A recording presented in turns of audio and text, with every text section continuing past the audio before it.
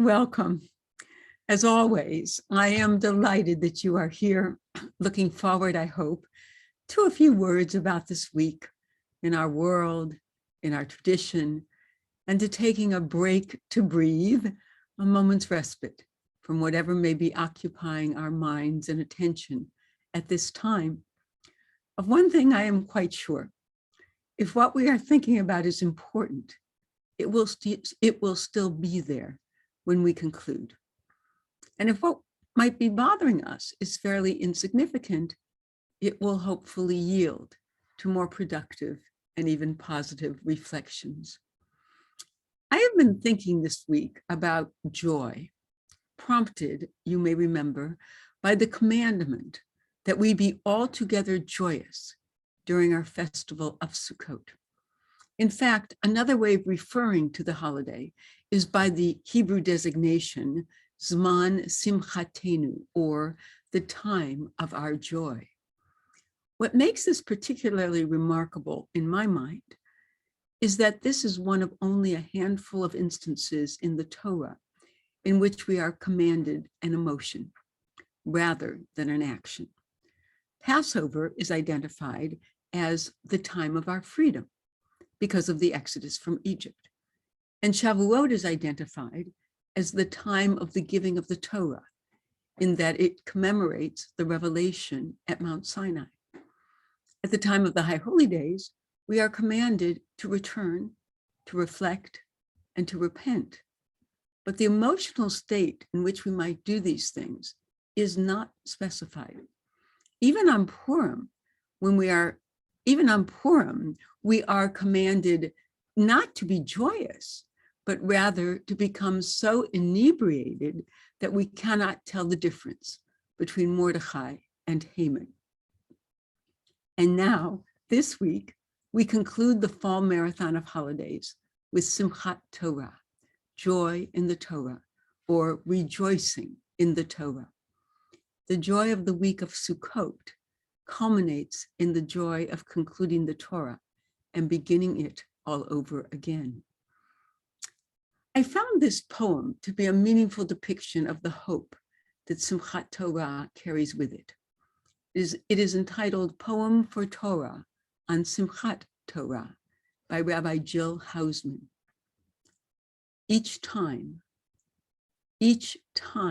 and each year, we read the ancient words, burrowing into the empty spaces between those words, feeling the wonder there, letting them sink into us as we become one with them, resting ever more deeply this year in each line, each phrase, each word, sinking into them and held mesmerized in their embrace, the profound, expansive meanings washing over us, in us, and through us, giving us a new glimmer of understanding, speaking to us of our ancient selves and the life of our present heart.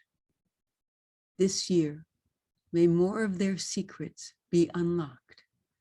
This year, may we fall into them and be caught there, enveloped by their cosmic wisdom, held more deeply than ever before. So let us pause here for a moment to breathe with some of these images, some of these ideas in our minds. Let us assume our meditative postures. I always like to be a little bit forward in my chair. Sometimes, depending on the chair, it may be more comfortable to sit in it completely. But wherever we place ourselves, let us plant our feet firmly on the ground. Allow our hands to rest openly in our laps.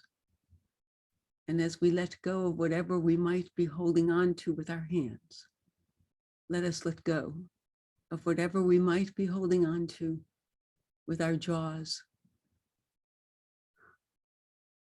our necks, our shoulders, our arms, stomachs, torsos, our legs, our feet, all the way to the toes. Let's wiggle them just to allow them a little bit of life in the course of the day. And let us close our eyes if that is comfortable, or just softly gaze unfocused into the distance. And take that first breath. Oh my.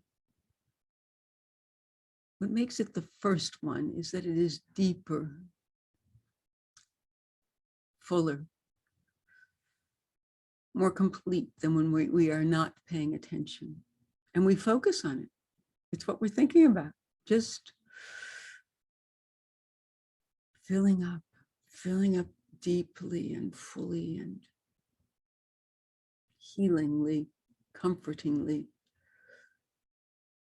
This is the breath of life.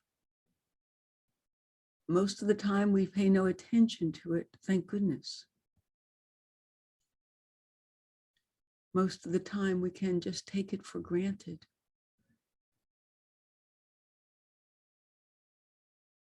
But for our purposes, it allows us to focus right here, right now, nowhere else. This is where we are taking this breath into our bodies, right here, right now. And we might hold it for a few seconds.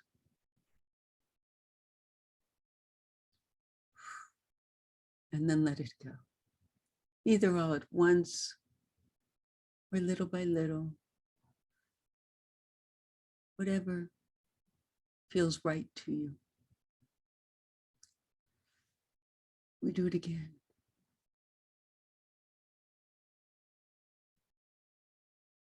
And we notice how it feels. How our body feels around it or filled up with it. Or vitalized, energized by it.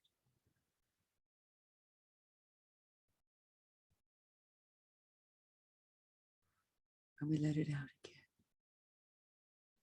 Maybe differently than before. Maybe exactly the same way.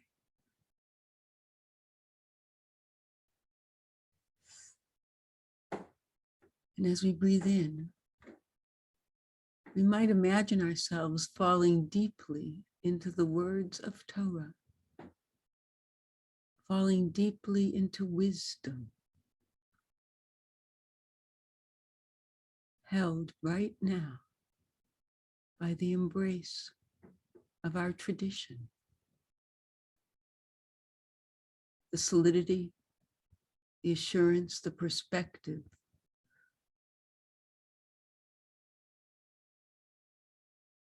the confidence that our lives, our labors have meaning.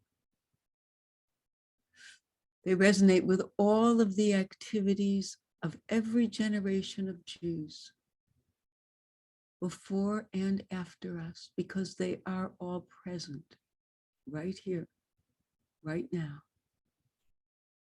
in this moment, in this next inhalation.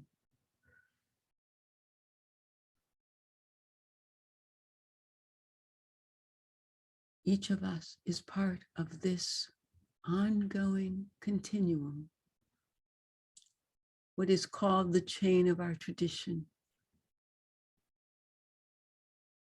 I'm not sure I always like the word chain, but I do like the idea of a continuum that is never broken, because each of us feels as if we are falling into the wisdom of Torah,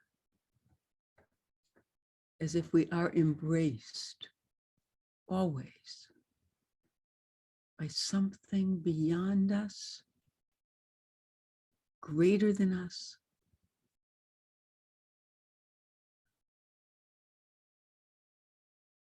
and yet of us simultaneously. We are embraced by a mystery, and that never changes.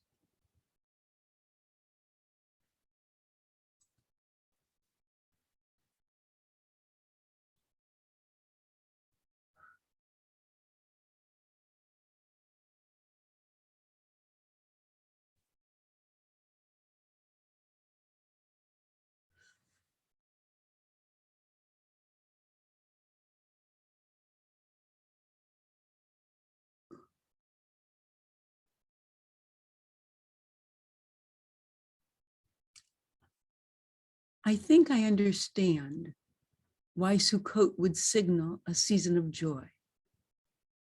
In the release from the high holy days, in the harvest it celebrates, in the daily realization of life's challenges and blessings. But what of the commandment to be altogether joyful? Why do we need that decree, that law, to be joyful? Is it even possible to obey?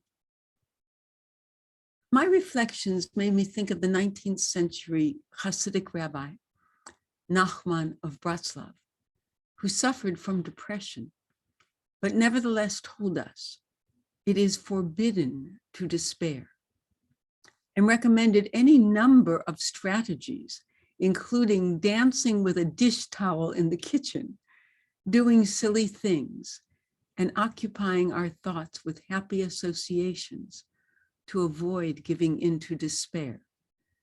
Clearly, Nachman thought of being joyful as an act of will. For him, it was, and was also essential to his well-being. In addition to wondering if a state of joy may be induced by an act of will, I am also wondering about the nature of our religious lives. Among the vast majority of Jews, who are largely non-observant, the one day of the year they will not miss being in synagogue is Yom Kippur. As Rabbi Irving Greenberg observes in his book, The Jewish Way, this is a day, Yom Kippur, is a day of deprivation and denial, of guilt and self-flagellation. If Yom Kippur is their only contact with Judaism, one can only say, what kind of devotion keeps people coming back year after year to a service that is long, exhausting, and solemn? He continues, Russian Jews, totally cut off from the tradition, had to rediscover Judaism or die. They chose life. With profound and prophetic understanding, they chose to rediscover Simchat Torah first. What a way to recapture a religion in song, in dance, with or without understanding, with or without the words, in the union of generations, in the voices of children blessing the Torah, in the love of adults blessing the children. It is a model way for all to rediscover the Torah. Whoever has not seen the Simchat Beit HaShoeva, the rejoicing of the water drawing, which was an ancient practice that we know very little about. It did not stay in our calendar of observances. At any rate, so he says, whoever has not seen the he quotes, whoever has not seen the Simchat Beit HaShoeva, the rejoicing of the water drawing, has not seen real joy in life, says the Talmud. The contemporary synagogue too often skimps on the heritage of uncontrolled elation. Could there be an experience that more profoundly unifies the generations than the rediscovery of how the family can celebrate together, of dance and joy in the house of sacredness, of nature for city dwellers, of religious purpose for the jaded, of concern for fellow Jews worldwide? Perhaps we need the commandment because it is easier to be serious, to be solemn, to be negative. Our tradition does not usually instruct us to do things that come easily, naturally, or instinctively. How often do we find ourselves reacting or responding negatively when, if we would only take a deep breath or pause a beat before replying, we might respond from a more positive place, a place, as Reb Nachman suggests, that might uplift our own spirits as well as those of others. I don't know what the psychological mechanism is, or if there even is one, but it seems to me that no is an easier response than yes. It is why I appreciate meditation so much. Even pausing briefly to breathe, to release, to focus on the here and now allows us to reset, to recalibrate, to regroup, and to renew our outlook and our attitude. We seem to need reminders to celebrate the blessings of our lives and not just focus on the constant challenges. It also seems that our tradition is quite wise in its concern for our emotional health. 5 days after Yom Kippur, we are commanded to be joyous, to be altogether joyful.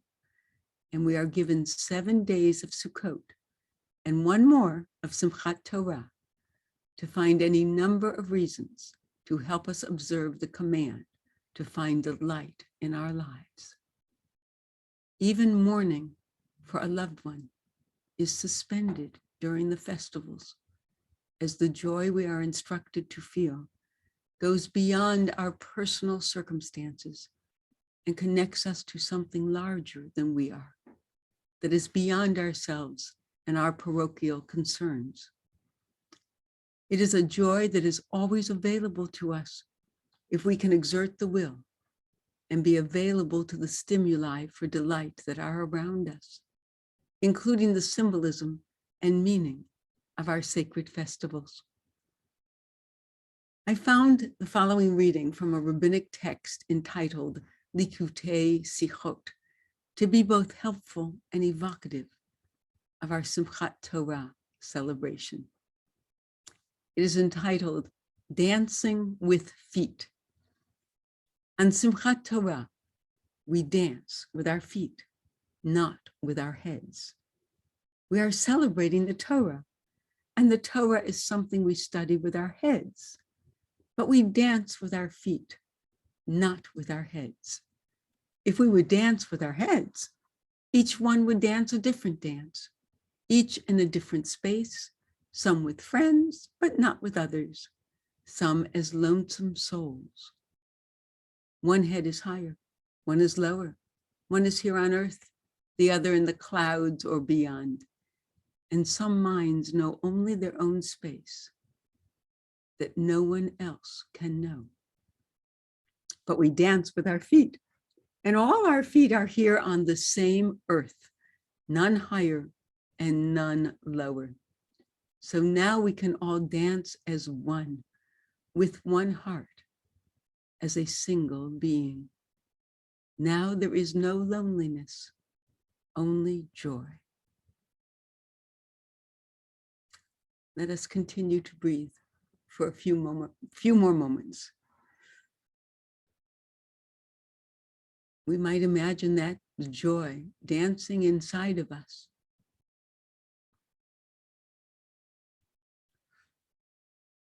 We might imagine our feet moving to music, moving in a communal way.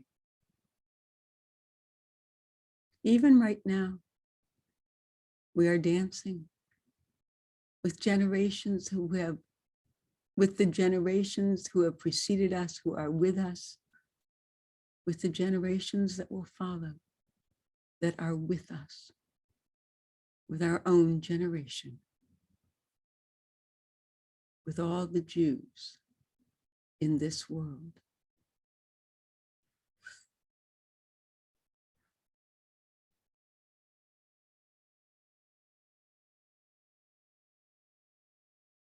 We dance with our feet, with our humanity, with our common humanity.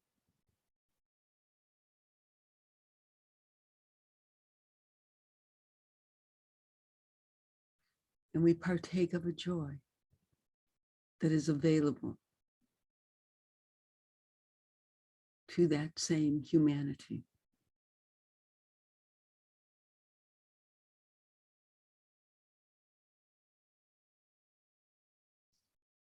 And we think how the Torah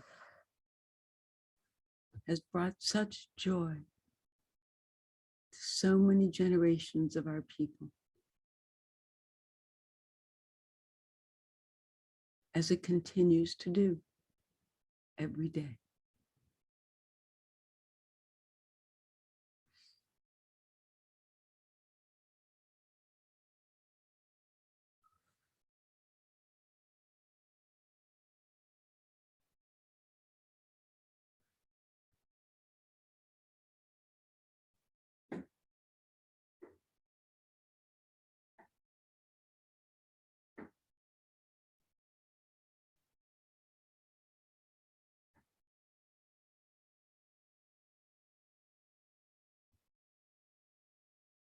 Such a wonderful image, dancing with our feet, with that part of us that meets every other human being on the same ground.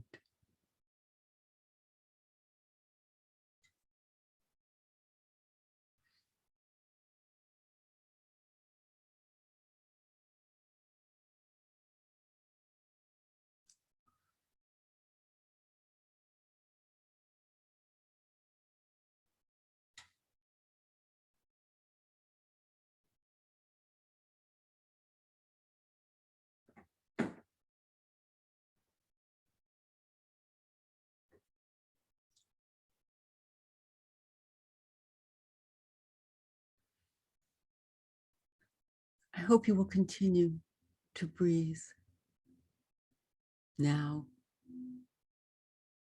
tomorrow, later in the week.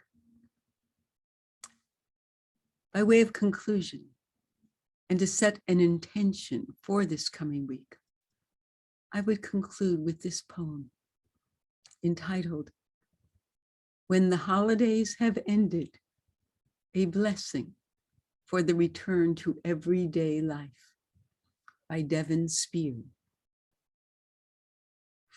After the holidays have ended, what is there to gaze upon? And what is there to praise? When the last word is uttered and the last song is sung, are we to be numbed by the ordinary or open to something extraordinary still? As we prepare to take in the rounds of our joy, let us remember the circles of our days, and that every beginning, ending, enduring contains the power and the glory and the journey to return us to the greatest source we have been given, the blessed possibility of being alive.